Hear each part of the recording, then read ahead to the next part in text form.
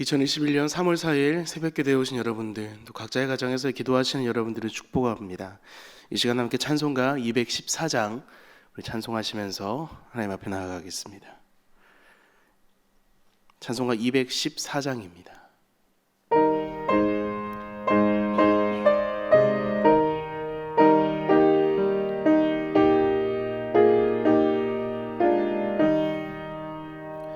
나 주의 도움 받고자 주 예수님께 빕니다. 그 구원 허락하시사 날 받아주소서. 내 모습 이대로 주 받아주소서.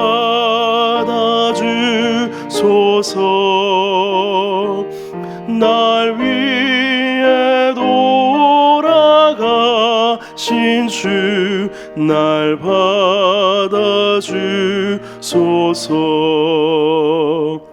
큰 죄에 빠져 영주를 날 위해 피 흘렸으니 주 형상대로 빚으사 날 받아주소서. 내 모습 이대로 주 받아주소서. 날 위해 돌아가신 주 날 받아주소서. 내 힘과 결심 약하여 늘 깨어지기 쉬우니 주 이름으로 구원해 날 받아주소서. 내 모습 이대로 주 받아주소서. 날 위해 돌아가신 주 날 받아주소서.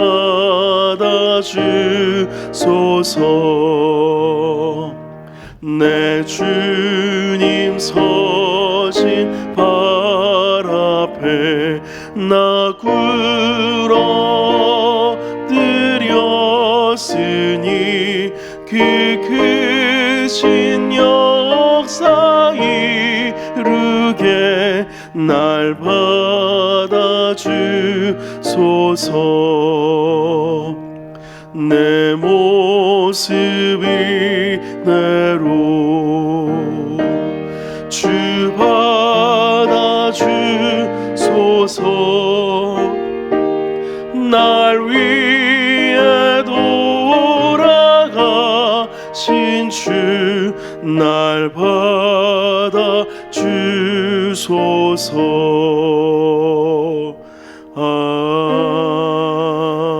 아멘.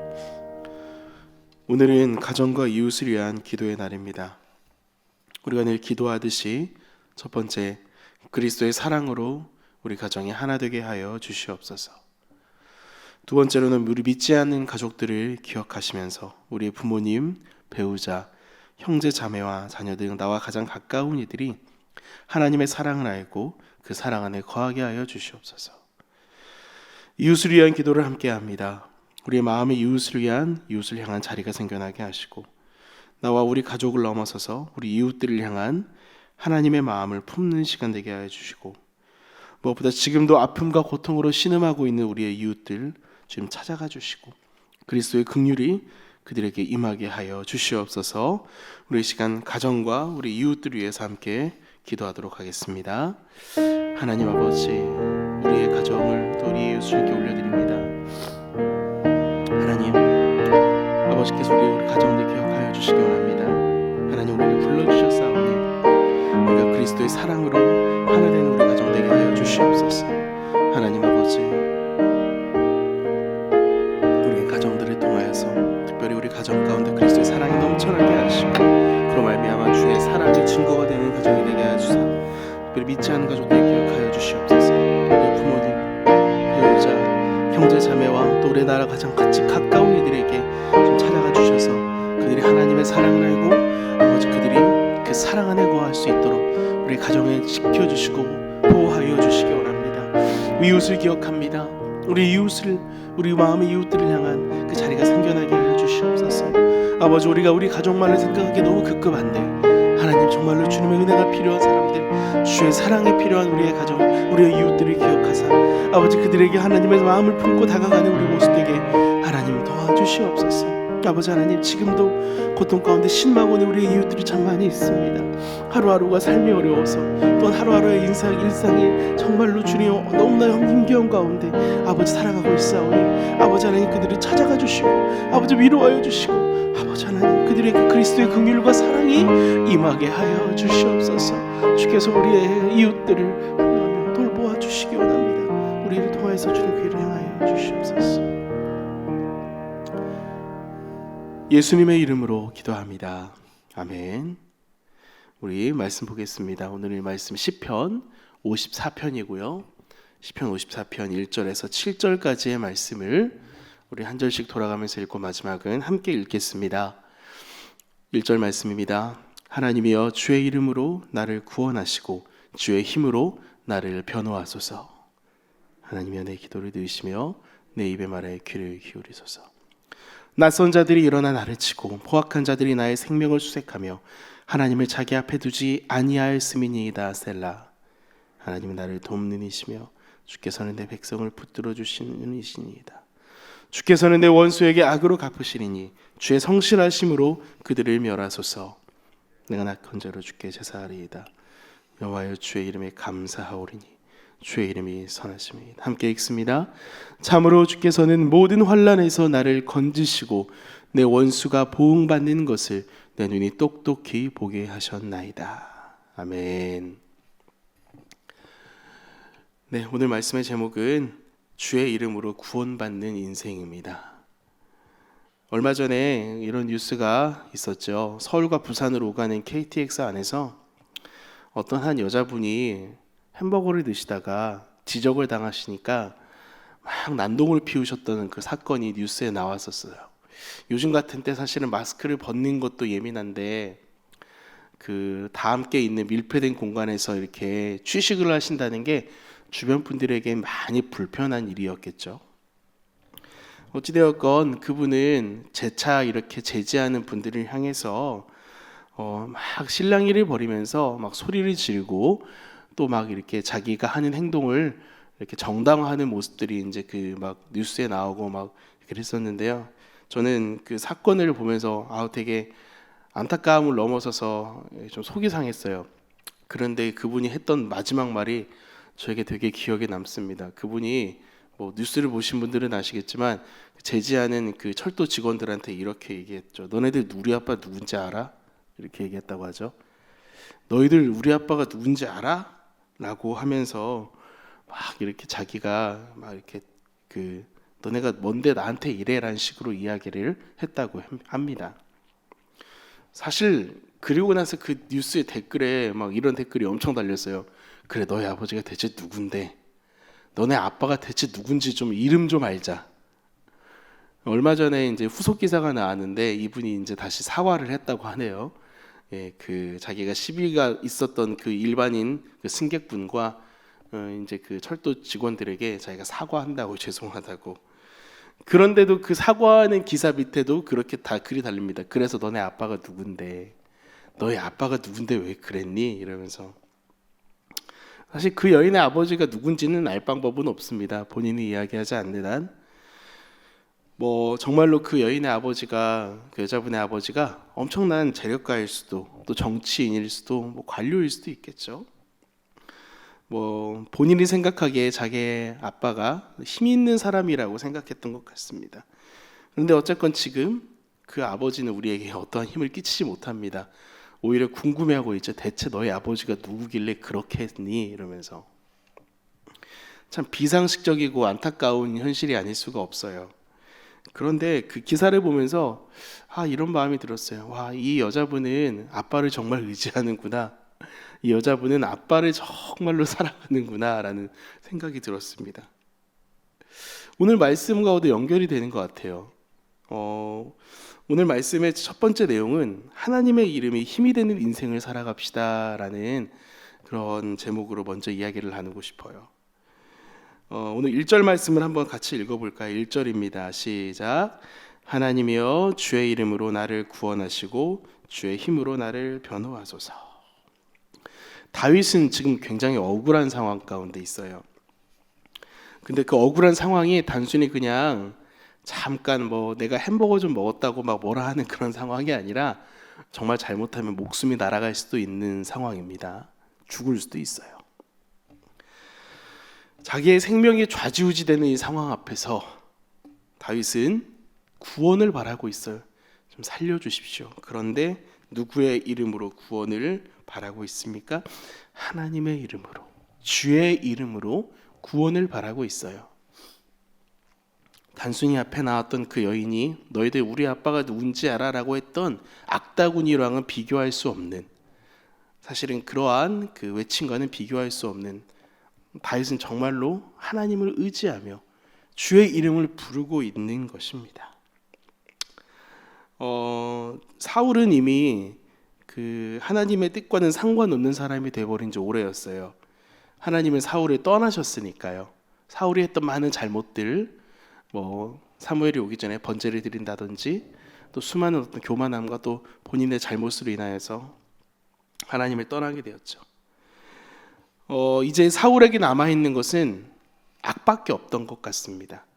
나의 정적인 저 다윗을 내가 처단하겠다. 쟤를 죽이지 않으면 나는 머지않아 이 왕위에서 쫓겨나겠구나. 그래, 쟤를 죽여야겠다. 하나님의 관점에서도 사람의 관점에서도 사실은 사울은 옳지 않은 일을 하고 있습니다. 그리고 그 다윗은 그 사울의 그 쫓아가는 그 상황, 사울이 쫓고 있는 그 상황에서 계속해서 도망하고 있어요. 이제 다윗은 10사람들이 살고 있는 헤브론 남동쪽의 황무지까지 쫓겨왔습니다. 10사람들, 이제 10족속이라는 사람들인데 다윗이 여기로 쫓겨올 때가 한 2번 정도 있었습니다. 그런데 2번 다 이 10사람들이 다윗이 여기 도망왔다고 사울에게 일렀어요. 한 번도 아니고 2번이나 다윗은 본인이 피난한 장소에서 거기에 사는 사람들에게 자기의 상태를 고발당하고 있습니다. 한 번도 아니고 2번씩이나. 너무 억울하죠.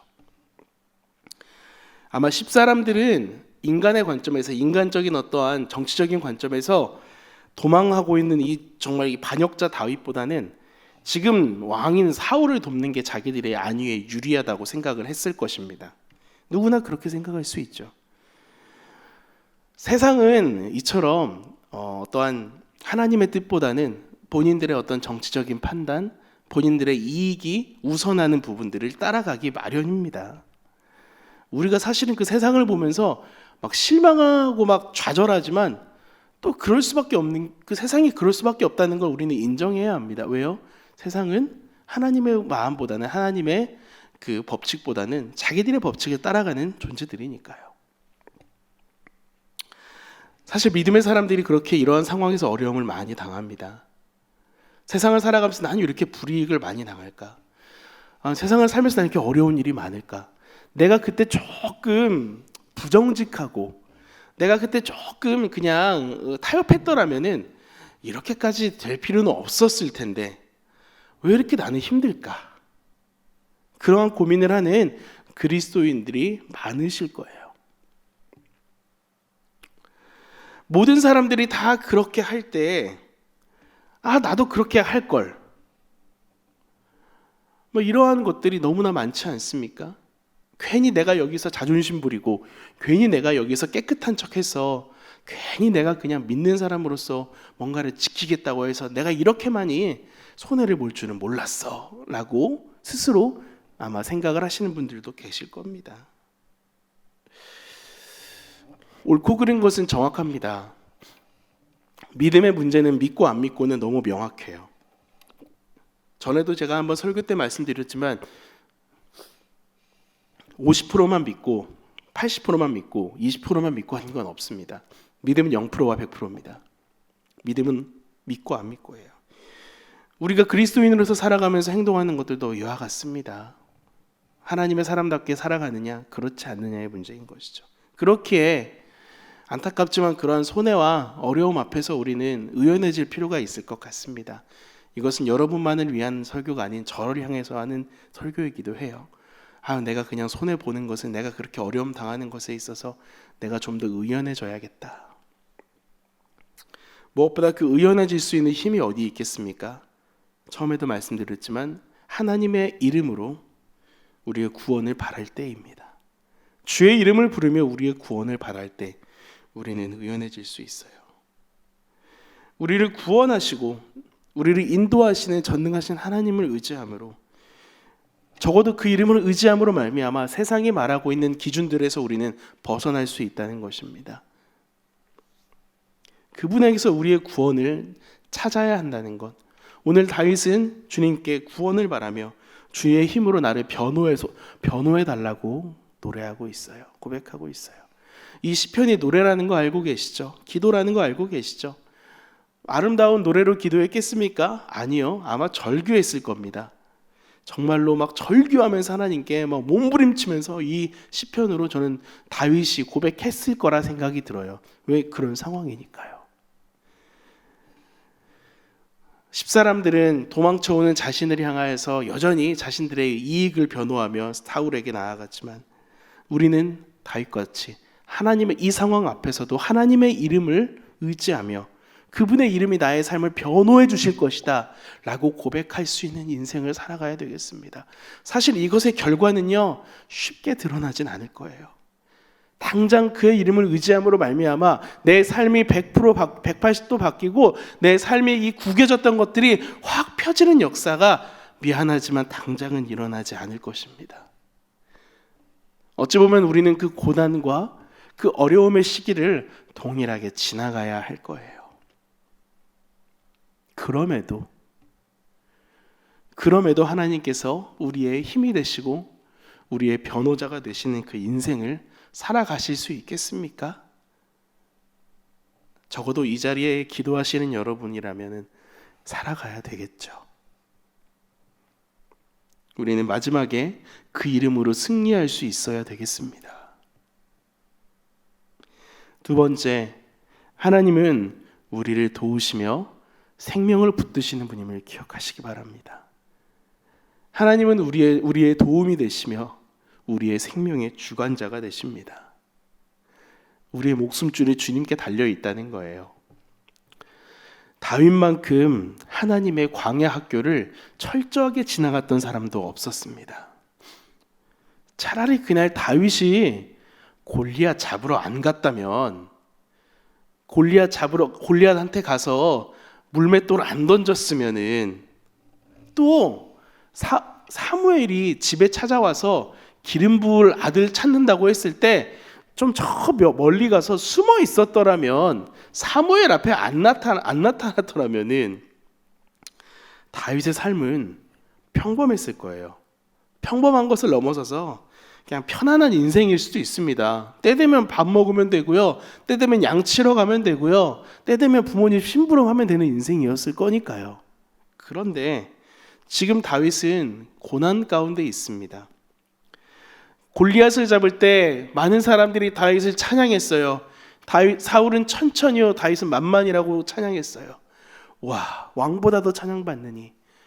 골리앗의 목을 딱 벨 때 그래, 나의 인생은 이제 끝났어. 나는 이제 이 나라에서 아마 나의 삶은 엄청난 이제 그 기쁨이 있는, 어찌 보면 이제 나는 정말 꽃길만 걸을 수 있는 인생일 거야 아마 라고 생각했을 수도 있을 거예요. 그런데 지금 다윗은 고난 가운데 있습니다. 누구나 내 삶이 지금 이 시간을 통해서 나는 이제 조금 더 나은 삶을 살 수 있겠어라고 생각하면서도 다시 나락으로 떨어지는 경우가 있어요. 지금 다윗이 그렇습니다. 고난 가운데 있는 다윗, 하나님의 광야 학교를 걸어가고 있는 이 다윗에게 하나님은 무엇을 보여주려 하시는 걸까요? 단 한 가지, 내가 너의 도움이 된다라는 사실입니다. 다윗을 도우시는 이가 하나님이시라는 거예요. 골리앗을 벨 때 썼던 그 칼도 아니고요, 자기를 따라왔던 수많은 어떠한 백성들도 아니고요, 자기를 호위해 주었던 군사들도 아니라는 것입니다. 결국 오직 하나님 한 분이 다윗의 도움이 되신다는 것입니다. 그것을 철저하게 체득시키시려는 것이 하나님의 뜻입니다. 왜요? 왕이 되었을 때 그건 모르면은 내 맘대로 할 거니까요. 가혹한 생존 훈련을 받는 군인들이 정말로 말로 표현할 수 없을 정도로 힘들다고 이야기하지만 나중에 그 위기 상황 앞에서 어떻습니까? 그때 받았던 훈련이 무의식중으로 나타납니다. 생존하기 위해서. 아마 하나님은 다윗에게 이것을 바라시지 않으실까요? 네가 살아날 구멍이 나뿐이야. 사랑하는 여러분, 지금도 하나님은 여러분을 도우십니다. 여러분의 생명이 주께 있다는 것을 기억하시기 바랍니다. 마지막으로 오늘의 본문을 통해서 주시는 교훈은 도우시는 하나님을 기뻐하시라는 것입니다. 그렇게 도우시는 하나님을 여러분의 삶으로 기뻐하세요. 4절에 등장하는 낙헌제라는 제사요, 하나님한테 자발적이고 즐겁게 드리는 제사입니다. 낙헌제, 즐거운 제사예요. 서원이 끝나거나 기도응답이 끝났을 때 감사함으로 드리는 제사였습니다. 그리고 그 선하심을 경험한 이들의 반응이라는 것입니다. 그런데 지금 상황에서 낙헌제를 드릴 수 있는 상황이 아니에요. 기쁘지가 않아요. 당장 죽을 것 같은데 어떻게 기뻐합니까? 그런데 다윗은 미리 기뻐하겠다고 선포합니다. 하나님 나에게 여전히 선하고 신실하게 응답하실 거니까요, 저는 하나님을 미리 기뻐하겠습니다. 그 하나님을 즐거워하겠습니다. 성경 말씀에 써 있고 우리가 이렇게 설교하고 나눈다고 해서 하지만 이거 되게 어려운 고백입니다. 이거 쉽게 못해요. 여러분 지금 이 상황에서 어려운 상황 지나고 계신 분들, 하나님이 하실 거니까 난 지금 기쁘겠습니다. 누가 할 수 있어요? 못해요. 저도 못해요. 하지만 해야 한다는 것입니다. 그것이 우리가 그리스도인으로서 이 삶을 살아갈 수 있는 능력이라는 거예요. 구렁텅이 같은 인생 가운데서도 우리의 삶에 역사하신 하나님을 기뻐하는 것. 세상 사람들이 우리들 향해서 정신병자 같다고 할 수도 있어요. 비웃을 수도 있어요. 그럼에도 우리는 기뻐해야 합니다. 도우시는 하나님으로 말미암아 즐거워해야 합니다. 사랑하는 여러분, 하나님은 신실하십니다. 주님은 신실하심을 하나님 당신의 사람들을 통해서 말씀 가운데 드러내셨습니다. 단순히 사무엘 상하, 열왕기 상하를 보면서 다윗의 삶을 바라보지만 이제 우리는 시편 가운데서 다윗의 고백을 통해서 그의 심정 가운데 역사하신 하나님을 보지 않습니까? 그렇게 하나님은 신실하게 다윗에게 역사하셨던 것처럼 여러분에게도 저에게도 역사하실 것입니다. 그 하나님을 기뻐하십시오. 그 기뻐하신 하나님의 삶의 기록을 나의 삶에 남겨놓으십시오.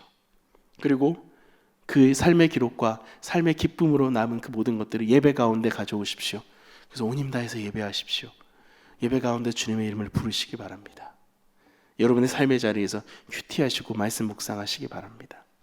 그것이 우리의 삶에 힘이 될 것이고 우리를 도우시는 하나님을 경험하는 놀라운 능력이 될 것이에요. 저는 이 찬양을 참 좋아해요.